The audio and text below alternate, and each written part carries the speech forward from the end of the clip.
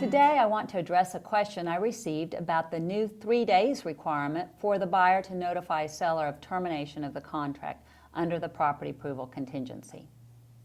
The viewer asked if this 3 days could be negotiated up or down by the parties. My answer is yes. However, beware if, for instance, the seller wants the buyer to notify seller 10 days prior to closing, buyer risks the lender not being able to perform in time. And if the lender cannot approve or disapprove of the property within the reduced time frame, buyer may have a problem.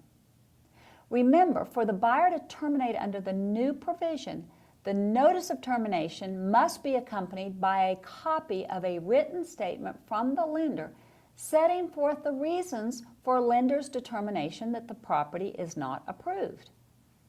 If the time frame does not allow the lender to make the determination, I'm not sure that a written statement simply stating that the lender did not have time to make a determination will be sufficient for a buyer to terminate the contract. And if the buyer doesn't terminate the contract, he waives that contingency.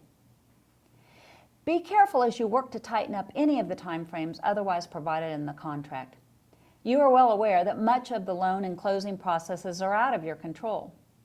When the parties to the contract tighten up the time frames within which a lender or title company has to do their work, they are simply putting themselves at risk of being in default under the contract.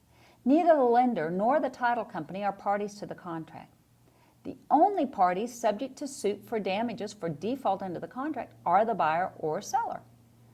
Make sure whatever time frames the parties negotiate are workable. Great question from the viewer. Thanks for watching. And I invite each of you to contact me at tipoftheweek@allegiancetitle.com if you have any questions you would like answered in a video. As always, I wish you great success. Thank you.